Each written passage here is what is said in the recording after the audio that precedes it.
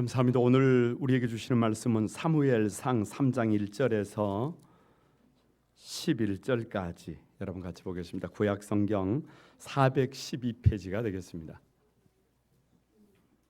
사무엘상 3장 1절에서 11절까지입니다. 같이 한번 한 절씩 교독합니다. 제가 먼저 1절을 봅니다. 아이 사무엘이 엘리 앞에서 여호와를 섬길 때에는 여호와의 말씀이 희귀하여 이상이 흔히 보이지 않았더라.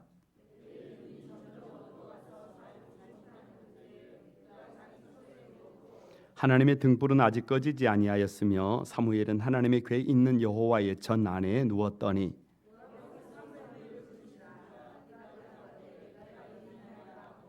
엘리에게로 달려가서 이르되 당신이 나를 부르셨기로 내가 여기 있나이다 하니 그가 이르되 나는 부르지 아니하였으니 다시 누우라 하는지라.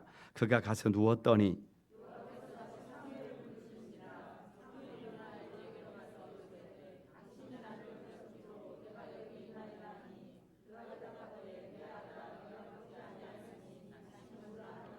사무엘이 아직 여호와를 알지 못하고 여호와의 말씀도 아직 그에게 나타나지 아니한 때라.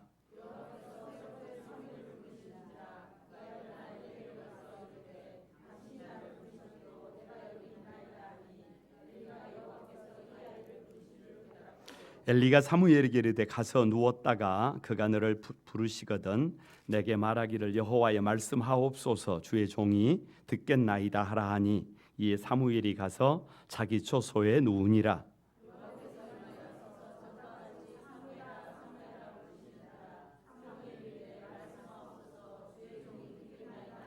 다 같이 읽습니다. 여호와께서 사무엘에게 이르시되 보라 내가 이스라엘 중에 한 일을 행하리니 그것을 듣는 자마다 두 귀가 열리리라. 아멘. 우리 성가대가 하나님 앞에 찬양으로 영광을 돌립니다.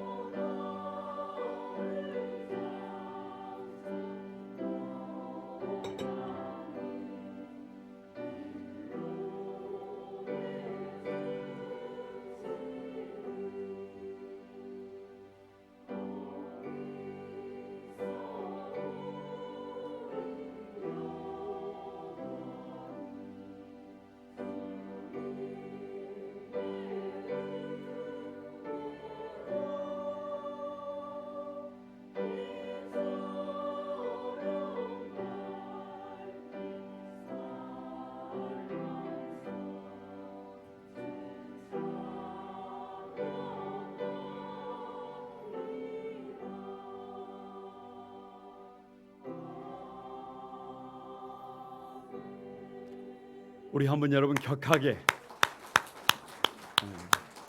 참 오래간만에 참으로 오래간만에 우리 성가대가 찬양을 통해서 하나님께 영광을 돌리게 된 것을 주님의 이름으로 축복합니다.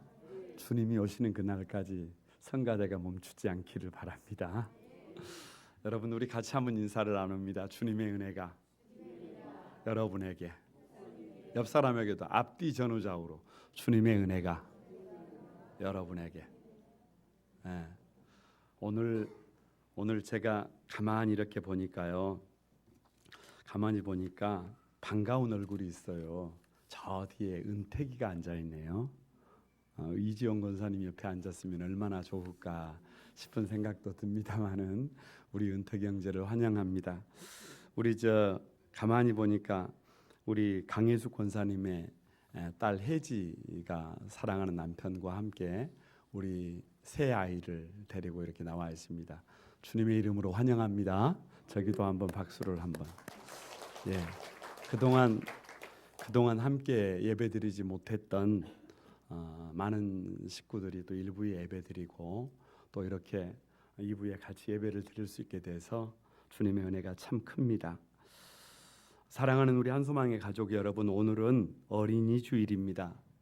한소망교회의 다음 세대 우리 유치부, 아동부, 중고등부 학생회 그리고 청년부에게 주님의 따뜻한 은혜와 사랑이 가득하기를 축복합니다. 우리에게는 꿈이 있습니다. 우리의 다음 세대들을 영육간에 강건하게 양육시키고자 하는 꿈이 있습니다. 이 시대가 어렵지만 이 시대의 영적 거장으로 세워보고 싶은 간절한 기도의 제목이 있는 줄로 믿습니다. 우리가 꼭 기억해야 할 것은 마음속에 생각하고 또 생각해야 해요. 사람은 특히 우리 자녀들은 과민성 신경장애가 있는 유츠프라 카치아를 많이 닮았다. 이상하게 누가 이렇게 터치를 하면 이 꽃은 죽는다는 거예요. 그런데 이 꽃을 살리는 방법이 뭐냐? 별로 어렵지 않습니다. 오늘도 내일도 모레도 계속해서 어떻게 하는 거예요? 아름답다, 최고다, 특별하다, 너 하나밖에 없다. 이렇게 축복하면서 터치해주면 이 꽃을 아름답게 피워낼 수가 있습니다. 이것이 인생입니다. 이것이 자녀 교육이에요. 그래서 우리 자녀들을 향한 부모의 역할이 뭐냐? 가정이 존재하는 이유가 뭐냐? 그러면 자녀들을 향해서 날마다 이쁘다, 코도 이쁘다, 눈도 이쁘다 이렇게 시간을 드리는 것은 아멘을 하라는 묵시적인 협박입니다. 이 귀도 이쁘다. 아이고, 니는 어찌 그리 이쁘냐? 이것이 어디에서 이루어져야 해요? 가정에서 이루어져야 합니다. 혹 다른 부모들의 눈에는 내 자녀가 안 이쁠 수 있어요. 그래도 고슴도치의 눈에는 자기 새끼는 이쁜 거예요. 그러니까 부모가 해야 될 일이 바로 그 일입니다. 사실 그것만이 전부가 아니에요. 한 가정에서 어린 자녀들을 양육한다는 것은 부모의 땀과 헌신이 필요해요. 상징적입니다만은 자녀가 태어나면 기저귀를 5,000번 갈아야 해요. 한 사람이 성인이 되기까지 부모가 2만 번의 밥상을 차려야 합니다.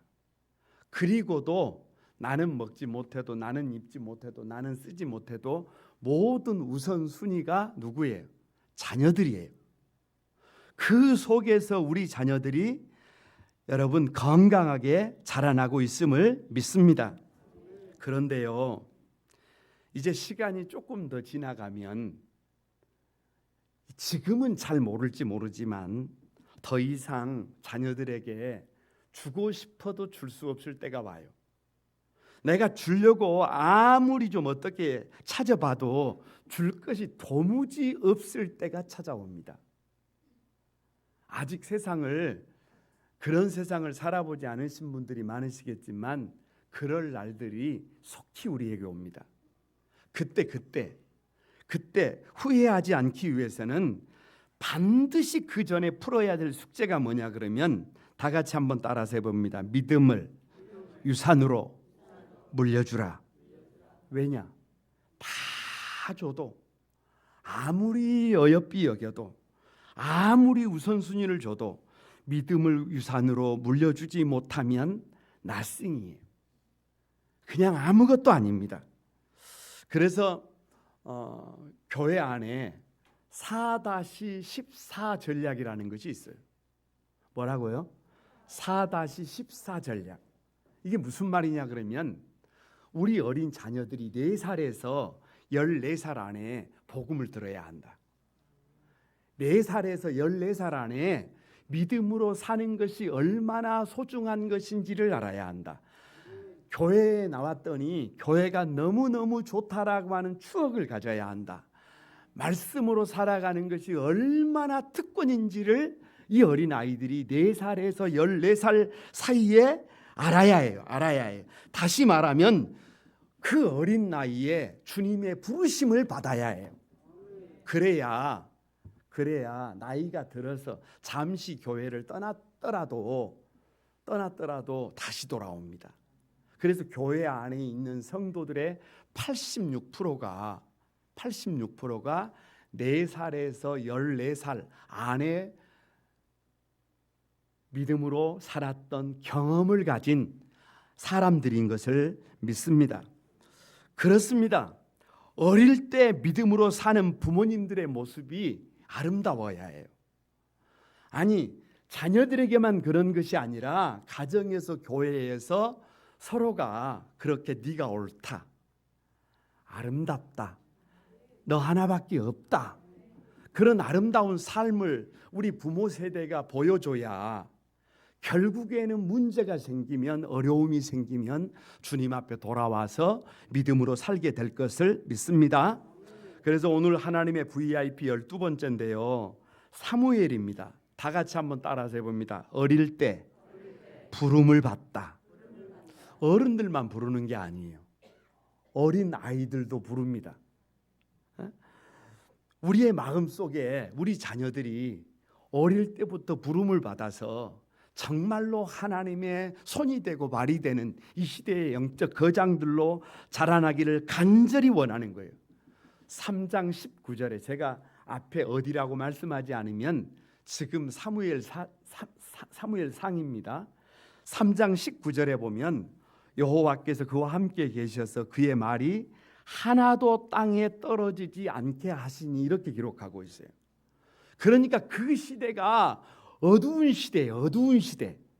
그런데 사무엘이 있어서 그 시대가 밝아요. 할렐루야.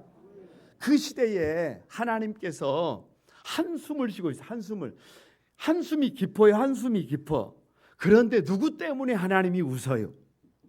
사무엘 때문에 하나님이 웃어요. 수많은 사내의 대장부들이 있지만 사무엘 한 사람을 감당하지 못해요.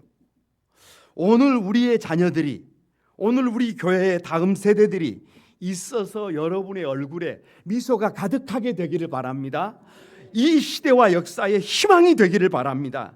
어떻게 하면 사무엘처럼 어릴 때 하나님께서 우리의 자녀들을 부르실 수 있을까?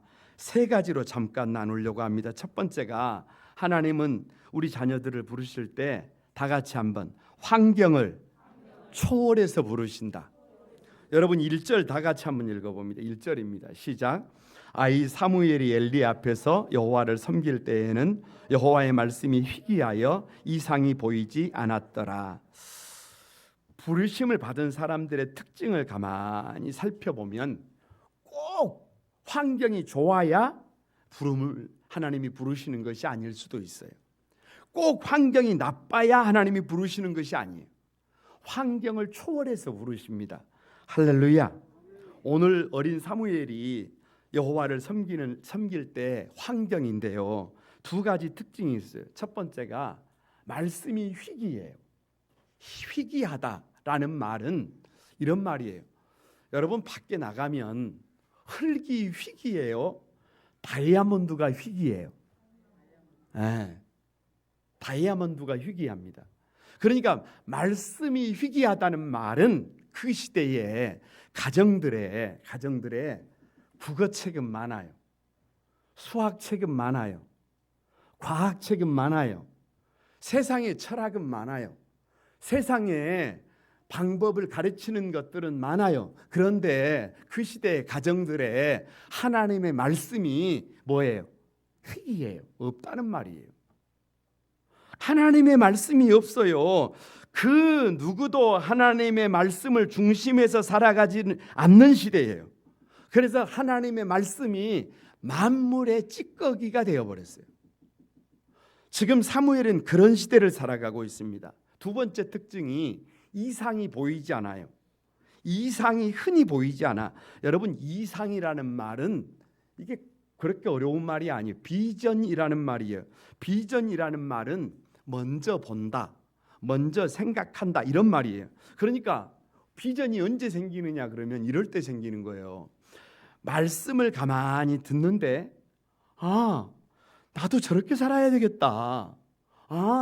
이것이 하나님이 기뻐하시는 것이구나. 이것이 아름다운 인생이구나. 이렇게 살아야 복이 있구나. 말씀을 들을 때 그렇게 결단이 돼야 되는데 하나님의 말씀이 들려오지를 않아요. 하나님의 말씀을 들어도 은혜가 안 돼요. 하나님의 말씀 앞에 도전이 안 돼요. 하나님의 말씀을 들어도 그 이상이, 비전이 보이지를 않아요. 도무지 말씀을 들어도 어려워요. 난해해요. 복잡해요. 선명하지 못해요. 말씀을 들어도 들리지가 않아요. 말씀을 들어도 무슨 말인지 모르겠어요. 말씀을 들어도 도전이 안 됩니다. 그래서 말씀이 없다, 이상이 없다, 이 말은 믿는 사람들에게 말씀이 없고 비전이 없다는 말은 아무것도 없다는 말이에요. 아무리 좋은 환경에 살아도, 아무리 좋은 것을 입어도, 아무리 좋은 것을 먹어도 말씀이 없고 비전이 없는데 여러분, 이게 무슨 소용이 있어요? 그런데 지금 사무엘은 그런 환경에서 자라나고 있습니다. 사무엘이 뭔가 퍼펙트하게 준비가 다 되어 있을 때 부르시는 것이 아니라 오히려 환경에 문제가 있을 때 그 환경을 초월해서 어린 사무엘을 부르고 있는 것입니다. 지금 조국 대한민국이 코로나19라고 하는 어찌 보면 큰 위기가 아니었다고 한다면 어찌 세계로부터 이렇게 우리나라가 인정을 받을 수가 있겠어요? 위기가 아니었다면, 문제가 아니었다면 하나님께서 사무엘을 부를 이유가 별로 없어요. 별로 없어요. 그것뿐만 아니라 오늘 본문을 가만히 읽어보면 2절에 이렇게 기록을 하고 있어요. 2절을 한번 읽어보시기 바랍니다. 엘리의 눈이 점점 어두워가서 잘 보지 못하는 그때에 그가 자기 처소에 누웠고, 다시 말하면 사무엘이 살아가는 시대이지만 이건 기성세대의 모습이에요. 부모 세대의 모습이에요. 엘리는 제사장입니다. 그런데 그 제사장의 눈이 점점 어두워가서 잘 보이지 않는다, 이렇게 말하고 있어요. 점층법을 쓰고 있어요. 여러분, 점층법을 쓴다는 말은 일종의 강조법이에요. 제사장의 눈이 점점 어두워가고 있다. 눈이 어제보다 오늘이 더 어둡고, 오늘보다 내일이 더 어둡고, 내일보다 모레가 더 어둡다. 이 말은, 이 눈이 어두워서 잘 보이지 않는다는 말은 육체적인 눈만 얘기하는 것이 절대로 아닙니다. 영적으로 제사장이 둔감해져 버렸어요. 왜요? 제사장의 이 영적인 눈이 어두워서 옳고 그름을 잘 분별을 하지 못하는 것입니다. 하나님의 뜻을 제사장조차도 잘 구별하지를 못해요. 아니 목사님, 성경에 그런 얘기가 어디가 나와 있어요? 이렇게 말할 수 있지만 그 예가 1장 12절에서 18절에 한나의 기도에 나와 있어요. 한나가 통곡합니다. 절규합니다. 부르짖습니다. 눈물을 쏟아놓아요. 왜냐 그러면 한나는 아이를 갖지 못하는 여인이었어요. 그런데 자기 남편에게 자기만 아내가 있는 게 아니라 두 번째 아내가 있어요. 분인나가 있어요. 그런데 이 분인나는 아이를 갖고 있어요. 그러니까 첫 번째 부인인 자기가 아이가 없는데 두 번째 부인이 아이를 갖고 있으니까 기고만장합니다. 한나를 무시해요. 한나의 마음이 어쩌겠어요? 여러분, 5, 6월에 여자가 한을 품으면 서리가 내린대요. 그러니까 이 한나가 하나님 앞에 달려나와서 얼마나 통곡했겠어요. 힘으로도 안 되고 능력으로도 안 되고 기도밖에 답이 없잖아요. 그래서 엎드려서 부르짖어 눈물을 쏟아놓으며 기도합니다. 그 결과가 뭔지 아세요? 하나님께서 사무엘을 비롯해서 세 아들을 주셨고 딸을 2명이나 더 주셨어요. 할렐루야. 이 말이 무슨 말이냐? 한나가 하나님이 들어주시는 응답받는 기도를 드렸다는 말이에요. 이게 한나가 응답받는 기도를 하나님 앞에 올렸다는 거예요. 여기서 생각을 해봐야 해요. 이렇게 한나가 하나님 앞에 응답받는 기도를 하나님 앞에 드리고 있는 그 모습을 보고 제사장이라고 하는 사람이, 그 시대의 지도자라고 하는 사람이 여인이 술에 취해서 취중에 헛소리하고 있는 것으로 그것을 보았어요. 한나의 기도를 보고 저것은 술 취해서 횡설수설하고 있다고 생각했다니까요. 술에 취해서 중언부언하고 있다고 생각했다니까요. 그래서 기도하는 한나에게 술 끊으라 그랬어요. 이것이 제사장이 육체적인 눈만 어두운 것이 아니라 영적으로 얼마나 아둔한 모습인지를 단적으로 보여주는 사건이에요. 이것이 기도인지 이것이 술 취함인지 이것이 무엇인지를 구별하지 못하는 제사장의 모습이 어른들의 모습이에요. 왜 이렇게 되었느냐? 사무엘상 앞에 책이 사사기인데요. 여러분, 사사기의 결론이 3번 나와요. 3번. 그때에 이스라엘의 왕이 없으므로 사람이 각기 자기의 소견에 옳은 대로 행하였더라.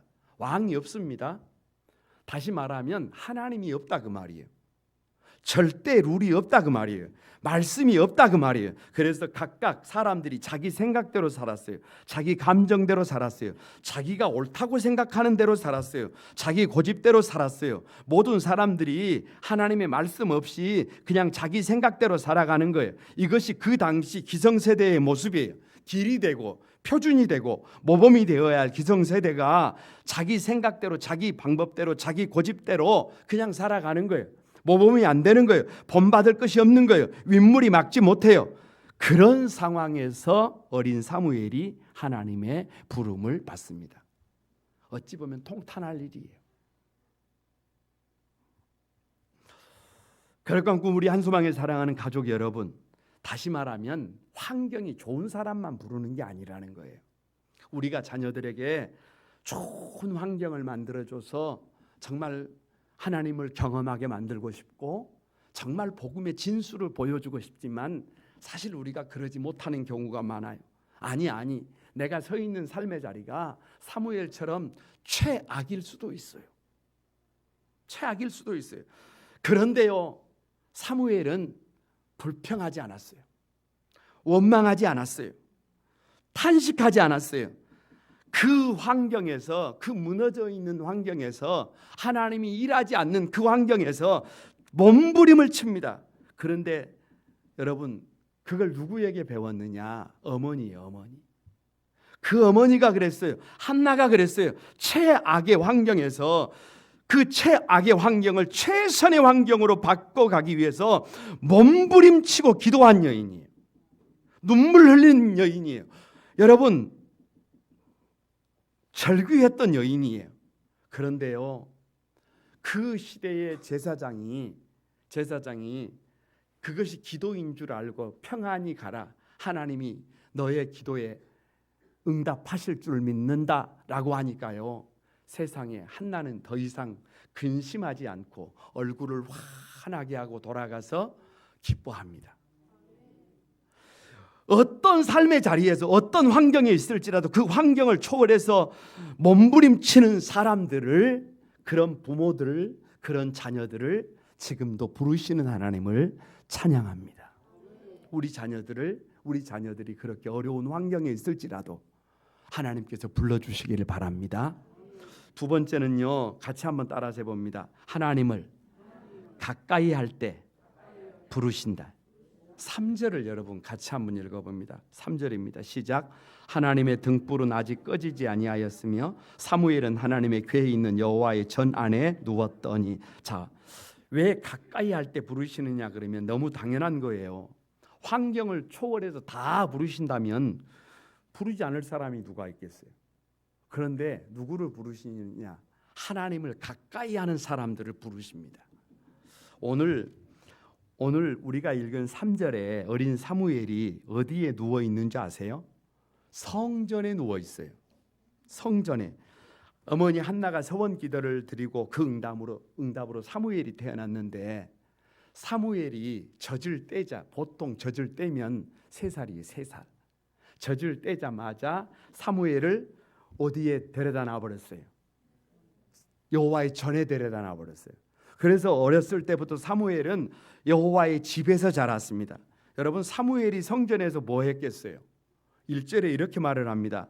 사무엘이 엘리 앞에서 여호와를 섬길 때라고 짧게 말하고 있어요. 이게 무슨 말이냐? 사무엘이 어린 나이에 엘리 앞에서 살았다는 거예요. 제사장 앞에서 살았다는 거예요. 엘리가 사무엘이 일거수일투족을 보고 있었다는 거예요. 어린 사무엘은 성전에서 엘리 제사장의 수족이 된 거예요. 손과 발이 된 것입니다. 제사장의 손과 발이 되어 가까이에서 제사를 드리는 일부터 여호와의 전에서 하나님의 말씀을 배우고 자랐다는 거예요. 가까이 했다는 거예요. 거기다가 오늘 말씀에 보면 여러분, 엘리는 자기 처소에 누워 있고 하나님의 등불은 아직 꺼지지 아니하였으며 사무엘은 하나님의 궤에 있는 여호와의 전 안에 누웠다. 여러분, 이게 대칭이에요. 가만히 봐보세요. 엘리 제사장은 여호와의 전 안에 누웠는데 어디에 누웠느냐? 자기 처소에 누웠어요. 관사에 누웠다 그 말이에요. 사택에 누웠다 그 말이에요. 그런데 어린 사무엘은 어디에 누웠어요? 전에 누웠어요. 이게 무슨 말이에요? 제사장은 집이 있는데 사무엘은 집이 없어요. 여러분, 집 나가면 고생하잖아요. 집 나가면 고생이라고 그러잖아요. 왜 그래요? 잠자리 때문에 그래요. 잠자리 때문에. 그러니까 제사장은 집에서 편안하게 자고 있는데 어린 아들 사무엘은 어떻게 자고 있어요? 성전에서 불편하게 자고 있는 거예요. 그런데 오늘 본문에 이 사무엘의 잠자리에 2가지 성물이 등장하는데, 하나는 등불이고 하나는 법궤입니다. 희한해요. 등불이 꺼지지 않았다 그래요. 등불이 꺼지지 않았다. 등불이 꺼지지 않았다는 말은 아직 새벽이 되지 않았다는 말이에요. 그러니까 밤을 지새워 가면서 사무엘은 성전에 있었어요. 그것뿐만 아니라 법궤 앞에 있었어요. 그러니까 다른 말로 하면 하나님의 성전을 가까이 하고 뭐를 가까이 했어요? 하나님의 말씀을 가까이 한 사람이 누구냐? 어린 사무엘이에요. 여러분, 오늘 우리 아동부 학생들이 공식적으로 다시 예배를 시작하는 날이에요. 할렐루야. 얼마나 감사한지 몰라요. 그런데요, 사실 여러분이 잘 몰랐을 수도 있는데요, 지난주에도 예배를 드렸고 그 지난주에도 예배를 드렸어요. 왠 줄 아세요? 예배 실황 영상을 아동부에서 찍는데 애들이 20명 이상이 계속 나와서 거기에 함께 했어요. 거기에 함께 했어요. 여러분, 어린 아이들이 주님의 몸된 교회를 가까이 한다는 것은 최고의 축복입니다.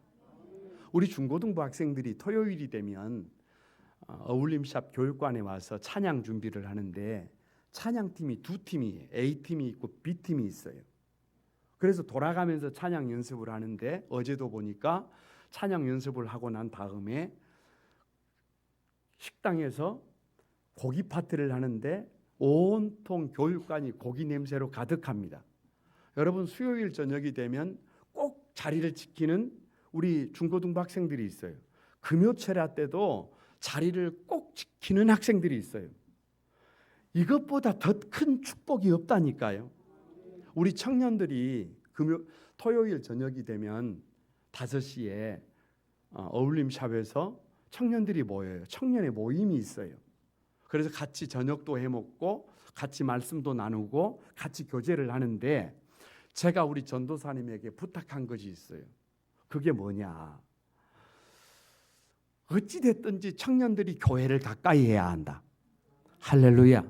그래서 함께 하지 못하는 사람들이 청년들이 함께하는 모습을 보고 나도 함께하는 저 자리에 나도 같이 가야 되겠다라는 생각이 들도록 청년의 카톡방에다가 청년들이 모여서 함께하는 모습을, 밥해 먹는 모습을, 맛있는 것을 나누는 모습을, 웃는 모습을 그냥 도배를 해라. 교회 밴드에다가 도배를 해라. 그래야 나도 그러고 싶어질 거 아니에요. 여러분, 우리 자녀들이 홀로 있는 것이 아니라 교회에 나와서 여러분 같이 하면은요, 사춘기를 겪지 않고 넘어간다니까요. 문제를 뛰어넘고 넘어간다니까요. 교회를 가까이 함이 복인 줄로 믿습니다. 그렇게 교회를 가까이 할 때 어린 사무엘을 하나님이 부르셨어요. 그것뿐만이 아닙니다. 4절에서 5절 말씀에 보면 여호와께서 사무엘을 부르시는지라 그가 대답하되 내가 여기 있나이다 라고 기록하고 있는데요, 하나님께서 어린 사무엘을 부르는데요, 이상한 것이 하나님이 사무엘을 계속 불러요. 3번, 4번, 5번 계속 불러요. 그런데 3번 부를 동안에 어린 사무엘이 부르기만 하면 누구에게로 달려가느냐 그러면 엘리 제사장에게로 달려갑니다. 제사장에게로 달려가서 이렇게 말을 해요. 당신이 나를 부르셨나이까? 내가 여기 있나이다. 그러니까 이 말을 유추해 보면 이런 거예요. 평소에도 밤에 엘리 제사장이 가끔 누구를 불렀다는 거예요.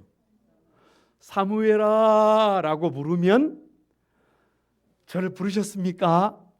제가 여기 있습니다 라고 하면 엘리 제사장이 죄송합니다, 저 현관에 불이 꺼졌는지 살펴봐라. 그러면 또 가서 살펴보고 불이 꺼져 있습니다, 내가 목이 마르다 라고 하면 또 어떻게 하고 물을 떠오고, 이렇게 늘 누구의 말씀을, 제사장 엘리의 말씀을 곧 하나님의 말씀으로 듣고 달려왔다는 거예요. 여러분, 이것이 비밀이에요. 이것이 비밀이에요. 왜냐? 7절 말씀에 사무엘이 아직 여호와를 알지 못하고 여호와의 말씀도 아직 그에게 나타나지 아니한 때라고 하고 있어요. 사무엘은 하나님의 말씀을 잘 몰라요. 그런데 사무엘은 누구의 말씀을?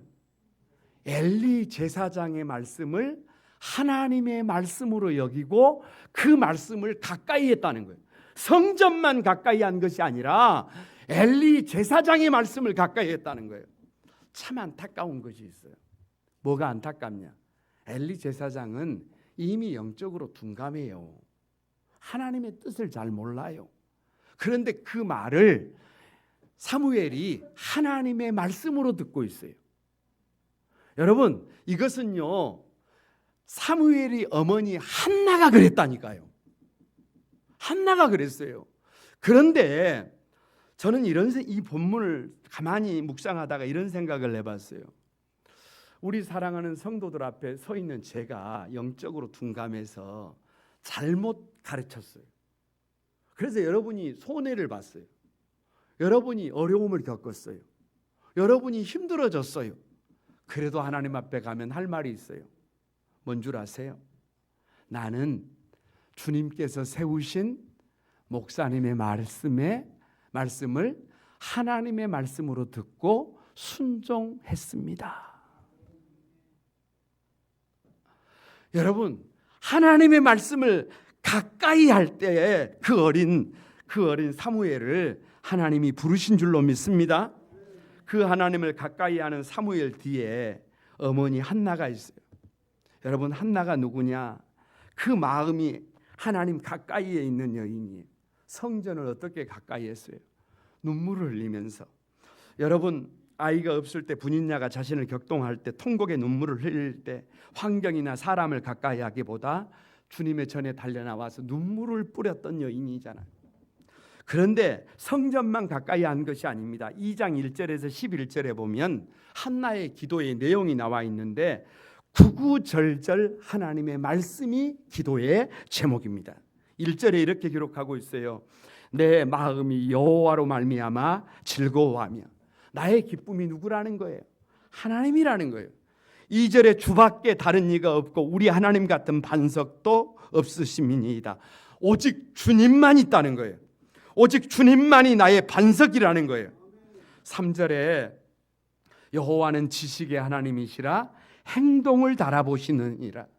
나의 앉고 일어서심을 보고 있으시면서 내가 어떻게 살아가는지를 저울에다가 행동을 달아보시는 하나님을 믿고 살아가고 있는 거예요. 6절에 죽이기도 하시고 살리기도 하시며 7절에 가난하게도 하시며 부하게도 하시는 하나님이 모든 것이 누구의 손에 달려 있어요? 하나님의 손에 달려 있어요. 사는 문제, 죽는 문제, 부욕해 되는 문제, 가난하게 되는 문제, 모든 것이 하나님의 손에 달렸다고 고백하는 여인이 바로 한나예요. 한나, 사무엘의 어머니예요. 거룩한 꿈 우리 한소망의 가족 여러분, 아무나 부르는 것이 아니라니까요. 주님의 몸된 교회를 늘 가까이 하고 하나님의 말씀을 늘 가까이 하는 부모를, 그리고 그 자녀를 하나님이 부르시더라니까요. 우리가 이 어린이 주일에 다시 한번 결단할 수 있게 되기를 바랍니다. 세 번째는요, 다 같이 한번 따라서 해봅니다. 하나님의 때에 부르신다. 11절을 다 같이 한번 읽어봅니다. 11절 시작. 여호와께서 사무엘에게 이르시되 보라 내가 이스라엘 중에 한 일을 행하리니 그것을 듣는 자마다 두 귀가 울리리라. 왜 하나님의 때에 부르시느냐 그러면 만사의 때가 있어요. 여러분, 혹한에 나무잎이 다 떨어졌습니다. 아무리 봐도 이게 나무가 아닌 것 같아요. 성도가 아닌 것 같아요. 사는 것이 죽는 것보다 더 어려울 때가 있어요. 살다 보면 그럴 때가 있습니다. 그런데요, 거기가 끝이 아니랍니다. 봄바람이 불어옵니다. 싹이 날 때가 있어요. 꽃이 필 때가 있어요. 열매가 맺힐 때가 있습니다. 하나님이 부르실 때가 있어요. 이스라엘 백성들이 애굽에 내려가서 400년 종살이를 했지만 출애굽할 때가 되면 하나님이 불러요. 이스라엘 백성들이 히브리즘 종의식을 가지고 섬김에 살아야 되는데 선민 의식을 가지고 이방인들을 개나 돼지나 짐승처럼 취급했어요. 그래서 바벨론 유수, 바벨론으로 포로로 보내버렸어요. 70년이 차니까요, 여러분, 바사왕 고레스를 불러서 이스라엘을 회복시키시는 하나님입니다. 하나님의 때가 되면 하나님의 방법으로 부르시는 줄을 믿습니다. 오늘 11절에요, 여호와께서 사무엘을 부르시는데 이렇게 말씀하세요. 보라 내가 이스라엘 중에 한 일을 행하시리니 그래요. 그러니까 하나님이 이 일 하실 때가 되면 하나님은 당신의 백성을 부르신다. 여러분, 사사기의 결론이 뭐였어요? 왕이 없으니까 사람들이 각기 자기 소견에 옳은 대로 살았잖아요. 내 인생의 주인이 내가 하나님이 아니라 나라는 거예요. 내 삶의 방법이 하나님의 말씀이 아니라 나의 생각이라는 거예요. 무슨 일을 할 때 하나님의 말씀이 무엇이라고 말씀하고 있는가를 묻는 것이 아니라 내 생각을 묻는 거예요. 하나님의 말씀에 순종하지 않았다는 거예요. 다 각기 제 길로 가버렸다는 거예요. 제사장들까지 그렇게 했다는 거예요. 2장 12절에 보면 엘리의 두 아들도 행실이 나빠 여호와를 알지 못했어요. 제사장의 아들이에요. 여러분, 차기 제사장이에요. 그런데 여호와를 알지 못해요. 심지어는요, 제사를 드릴 고기를 준비하고 있으면 자기가 먼저 먹었고요, 저 성전에서 수종드는 여인들과 동침을 했어요. 왜 하나님을 부르셨냐고 묻습니까? 하나님은 질서의 하나님이에요. 하나님은 제사장이 그 사역을 잘 감당했다고 한다면 그 질서를 무시하고 사무엘을 부르지 않습니다. 그런데 제사장이 영적으로 둔감하니까, 제사장의 아들들이 행실이 나쁘고 여호와를 알지 못하니까 나중된 자를 먼저 세우는 거예요.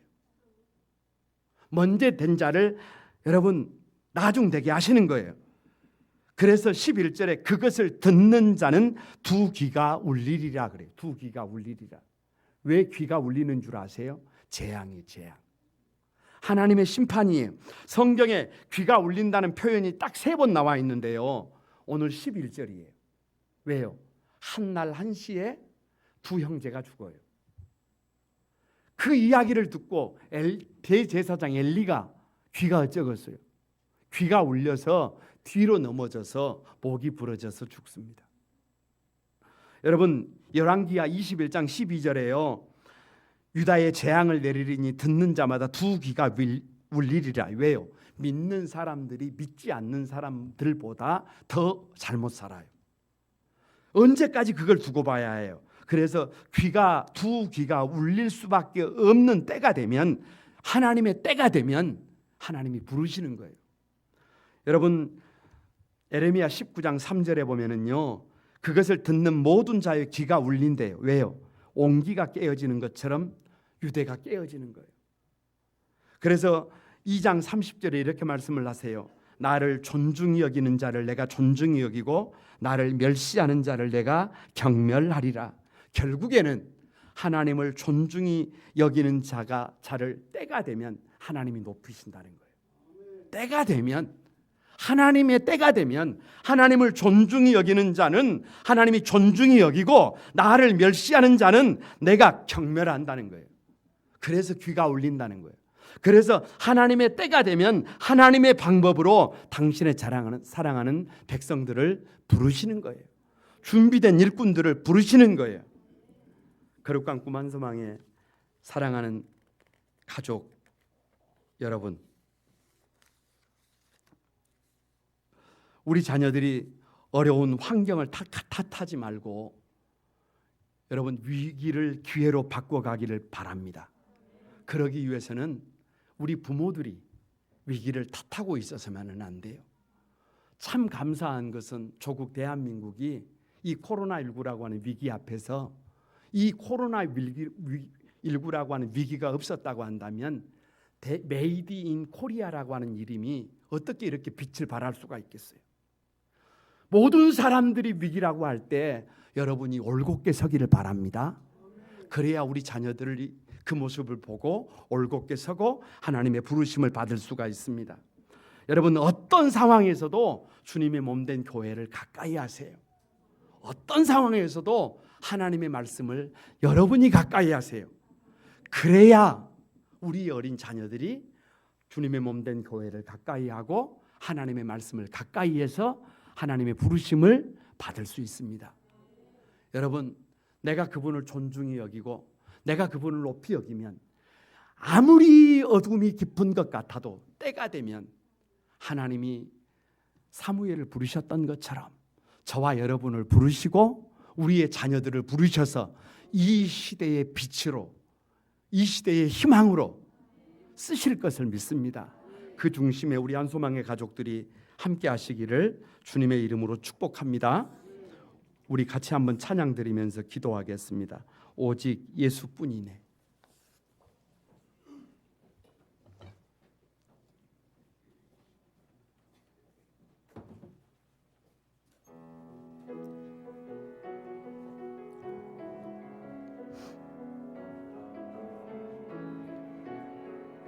다 같이 드립니다. 은혜가 아니면 살아갈 수가 없네.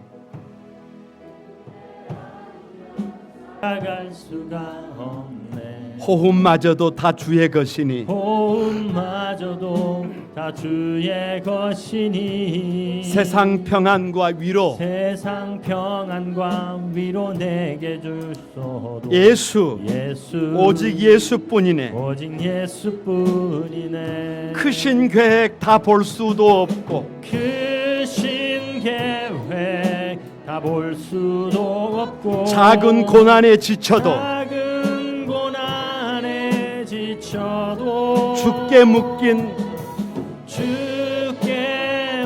나의 모든 삶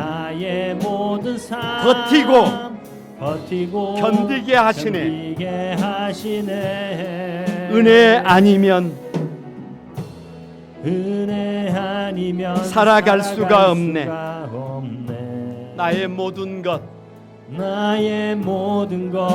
다 주께 맡기니 참된 평안과 위로 내게 주소서. 예수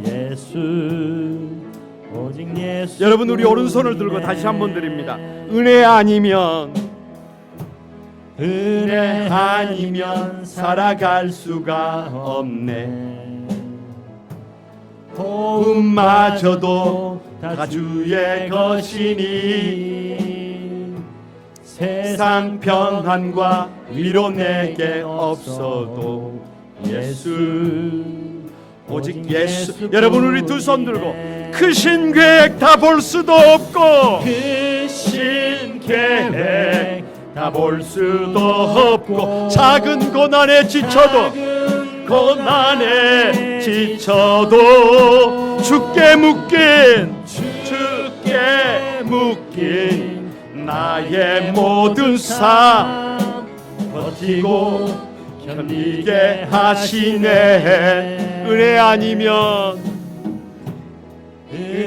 아니면 살아갈 수가 없네. 나의 모든 것 다 주께 맡기니 참된 평안과 위로 내게 주신 주 예수, 오직 예수뿐이네. 우리 같이 한번 기도하십시다. 하나님, 맡겨주신 우리 다음 세대들을, 우리 자녀들을, 눈에 넣어도 아프지 않을 우리 자녀들을 영육간에 강건하게 하나님이 쓰시는 하나님의 일꾼들로 세워보고 싶습니다. 아멘. 은혜를 더해 주십시오. 아멘. 아무리 환경이 어려워도, 어떤 환경에 있어도 굴하지 않고, 원망하지 않고, 불평하지 않고, 하나님 그 환경을 바꿔내기 위해서 몸부림칠 때 불러주실 것을 믿습니다. 아멘. 주님의 몸된 교회를 가까이 하고 하나님의 말씀을 가까이 할 때, 우리가 가까이 할 때 우리를 부르고 우리 자녀들을 부르실 것을 믿습니다. 아멘. 아무리 시대가 어두운 것 같아도 하나님의 때가 되면 불러주실 것을 믿습니다. 아멘. 그 믿음을 가지고 하나님, 나를 불러주소서, 하나님 우리 자녀들을 불러주소서, 아멘. 하나님의 도구로 써주소서. 아멘. 우리 다 같이 한번 주여 삼창하고 합심해서 한번 기도합니다. 다 같이 기도합니다. 주여, 주여, 주여. 거룩하신 아버지, 감사합니다. 하나님, 우리 자녀들을 불러주소서, 우리 다음 세대들을 불러주소서. 하나님, 저들을 써주소서, 저들을 축복해 주소서. 저들 가운데 하나님의 넉넉한 은혜가 가득 기름 부어지도록 도와주옵소서. 힘으로도 안 돼도, 신으로도 안 돼도 오직 하나님의 신으로 우리 다음 세대가 세워지도록, 세워지는 은혜를 경험하게 하여 주옵소서. 우리 교회가 우리 다음 세대들을 세우는 주님의 품이 되기를 원합니다. 주님 도와주시고 아버지 역사해 주옵소서. 우리 부모들이 아버지 우리 자녀들을 양육해내는 주님의 품이 되기를 원합니다. 주여 도와주시고 주여 역사해 주옵소서. 거룩하신 주님, 우리 자녀들을 참으로 아름답게 세워가고 싶습니다. 우리 자녀들을 참으로 복되게 세우고 싶습니다. 이 시대에 하나님의 일꾼들로 세워가고 싶습니다. 먼저 부모된 우리가 어떤 환경일지라도 그 어려운 환경을, 최악의 환경을 최선의 환경으로 바꾸기 위하여 몸부림치는 모습을, 땀냄새 나는 삶을, 아버지 믿음으로 몸부림치는 삶을 우리 자녀들에게 보여드릴 수 있도록 축복해 주옵소서. 그래서 우리 자녀들이 그것을 배울 수 있게 하여 주옵소서. 하나님, 우리가 더 먼저 하나님을 가까이 하고 싶습니다. 주님의 몸된 교회를 가까이 하고 싶습니다. 하나님의 말씀을 가까이 하고 싶습니다. 그래서 주야로 주님의 전과 함께, 주님의 말씀과 함께 살아가는 모습을 우리 자녀들에게 보여줄 수 있게 하여 주옵소서. 하나님의 때에 존중히 여기는 자들을 존중히 여기고 멸시하는 자들을 경멸하게 하리라 라고 하셨던 주님, 아무리 어둠이 깊어도, 아무리 위기가 커도, 아무리 절망이 가득해도 하나님의 때가 되면 당신의 자녀들을 불러주시고 우리의 어린 자녀들을 불러주셔서 이 시대에 빛이 되게 하시고 하나님의 손과 발이 되게 하시고 하나님이 쓰시는 일꾼들 되게 하여 주옵소서. 간절히 바라는 것은 우리 거룩한 구만 소망교회가 이 시대에 우리의 다음 세대들을 가장 아름답게 키워내는 주님의 넉넉한 품이 되게 하여 주옵소서. 우리 부모들의 품이 우리 어린 자녀들을 정말로 건강하게 양육해 나가는 주님의 따뜻한 품 되게 하여 주옵소서. 예수님의 이름으로 기도드리옵나이다. 아멘. 310장 찬양 여러분 같이 드립니다.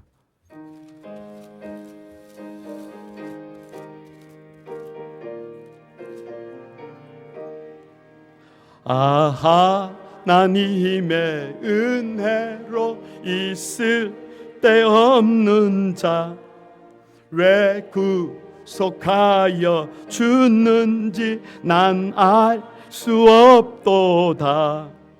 내가 믿고 또 의지함은 내 모든 형편 아시는 주님 늘 보호해 주실 것을 나는 확실히 아네. 왜 내게 굳센 믿음과 또 복음 주셔서 내 마음이 항상 편한지 난 알 수 없도다. 내가 믿고 또 의지함은 내 모든 형편 아시는 주님 늘 보호해 주실 것을 나는 확실히 아네. 왜 내게 성령 주셔서 내 마음을 감동해 주 예수 믿게 하는지 난 알 수 없도다. 내가 믿고 또 의지함은 내 모든 형편 아시는 주님 늘 보호해 주실 것을 나는 확실히 아네.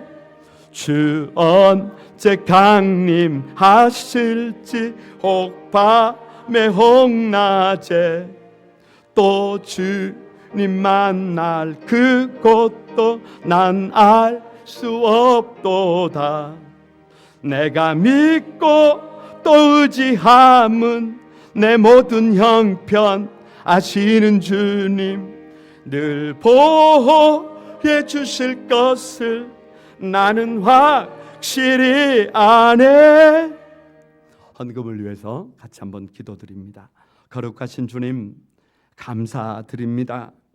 우리의 자녀들을 우리의 가정들을 주님의 손 위에 올려놓사오니 부족하지만 모자라지만 가장 아름다운 가정들로 가장 복 있는 자녀들로 구별하여 주옵소서. 사랑하는 성도들이 땀 흘려 얻은 소득의 10의 1을 구별하여 우리 하나님 앞에 올려드리오니 하나님 받아주시고 저들의 땀과 눈물과 헌신이 결코 헛되지 않도록 오히려 위기가 기회가 되도록 하나님 살펴 주옵소서. 감사하는 마음에 작은 것 하나에도 감사해서 감사 예물을, 선교 예물을, 건축 예물을, 주일 헌금을 정성껏 구별합니다. 있어서 드리는 것이 아니라 없음에도 불구하고 하나님 앞에 구별하여 최선을 다하여 올려드립니다. 하나님 30배, 60배, 100배의 결실이 있도록 도와여 주시고 저들이 손으로 만지는 모든 것 위에 하나님의 넉넉한 은혜가 가득하게 하여 주옵소서. 하나님 전국에 6만여 교회가 1천만 성도들이 오늘 하나님 아버지 공식적으로 일제히 예배를 정상화했습니다. 주님 부르시는 그날까지 이 예배가 멈추지 않도록 하나님 도와주시고 하나님의 넉넉한 은혜가 우리 모두에게 가득 기름 부어지도록 도와주시고 코로나19로 인하여 하나님 어려움을 겪었던 모든 부분에 하나님 넉넉한 하나님의 더 큰 은혜로 기름을 부어 주옵소서. 전 세계가 코로나19와 싸워서 이기게 도와주시고 하나님 승리하여 주님께만 영광 돌리게 하시고 우리의 삶이 바르고 복되게 구별된 삶으로 달려나가게 하여 주옵소서. 우리의 주인 되신 주 예수 그리스도의 이름으로 감사하며 기도드리옵나이다. 아멘. 여러분 교회 소식 몇 가지 알려드립니다. 예배 정상화를 위해서 오늘부터 성가대와 아동부가 다시 예배를 다시 이렇게 시작하게 됐는데요. 점심 식사와 오후 예배는 다음 주부터 시작하기로 했습니다. 참조해 주시기 바랍니다. 오늘 오후에는 각 남녀 선교회별로 모임을 가지려고 계획을 좀 했었는데 잘 되지 않은 것 같아요. 비도 오고 뭐 여러 가지 어려움이 좀 있는 것 같습니다. 남녀 선교회별로 이번 주에 모이지 못하면 다음 주에라도 따뜻하게 이렇게 모이면서 따뜻한 나눔의 시간이 되기를 바랍니다. 예배를 다 정상화시키면서 당분간 여러분 마스크는 좀 꼭 착용을 해주시면 좋겠다 싶습니다. 참조를 해주시고요. 기저질환을 갖고 있는 분들이나 혹 또 많은 분들이 이렇게 모이는 것이 좀 부담스러우신 분들은 일부 예배를 드리시면 일부 예배는 좀 거리가 많이 이렇게 거리를 유지한 채 예배를 드릴 수 있습니다. 참조해 주시기 바랍니다. 코로나19로 인해서 예배가 많이 이렇게 수도되어 있다 보니까 공예배가 많이 무너져 있는 것 같은데요. 이제 우리 모두가 좀 깨어서 공예배를 회복할 수 있도록 그렇게 협력해 주시기 바랍니다. 오늘 새 가족들이 좀 있습니다. 우리 소개할 때 잠깐 좀 일어나 주시기 바랍니다. 우리 이은자 권사님 그 자리에서 한번 일어나 주시기 바랍니다. 이은자 권사님 한번 일어나 주세요. 한 2년 전에 한 3년 전에 목사님 해야 될 일이 있어서 한 2년 정도 가도록 하겠습니다라고 하셨는데 3년 되셨어요. 그래서 이렇게 오셨습니다. 앞으로 또 따뜻하게 그렇게 같이 함께 하시기 바랍니다. 여러분 격려 한번 해주시기 바랍니다. 오늘 또 우리 그 자리에서 한번 일어나 주시기 바랍니다. 우리 정인석 장로님 그 자리에서 한번 일어나 주시기 바랍니다. 살짝 한번 일어나 주세요. 우리 이면수 권사님도 한번 일어나 주세요. 안 일어나십니까? 여러분 따뜻하게 한 가족으로 환영해 주시고요. 그렇게 함께 해 주시기 바랍니다. 박수 한번. 오늘 처음으로 나온 우리 혜진애는 목사님 잠깐 한번 만나고 가시기 바랍니다. 이렇게 오셨는데 바로 가버리지 마시고 한번 만나고 가시기 바랍니다. 오늘 또 우리 진행숙 집사님이 전도하셨는데 박진홍 형제 혹시 어디 계십니까? 내려갔어요. 좀 빨리 소개했으면 될 뻔했는데 죄송합니다. 우리 다 같이 폐회 찬송 드리면서 오늘 예배 마치겠습니다.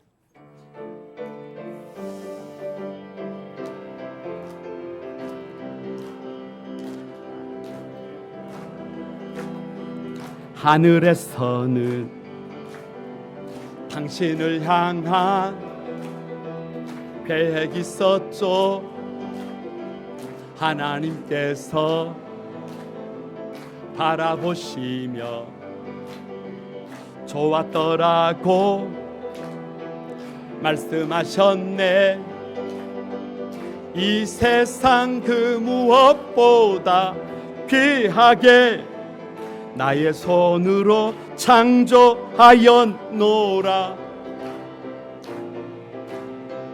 내가 너로 인하여 기뻐하노라. 내가 너를 사랑하노라. 여러분 앞뒤 전후 좌우로 한번 축복합니다. 사랑해요.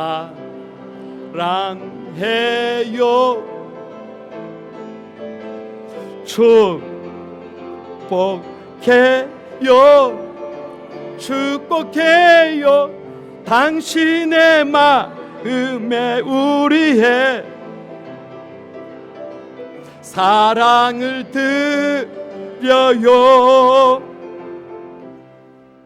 이제는 우리 주 예수 그리스도의 은혜와 하나님 아버지의 큰 사랑과 성령님의 교통하시며 축복하시는 역사가 5월 가정의 달을 맞이하여 어떻게 하면 우리 자녀들을 세울 수 있을까 고민하며 우리 부모 세대들이 모범이 되어 다시 한번 결단하고 달려가기를 다짐하고 각오하는 우리 한소망의 모든 성도들 위해, 가정들 위해, 자녀들 위해, 직장과 생업 위해 이제로부터 영원까지 함께하옵시기를 간절히 축원하옵나이다.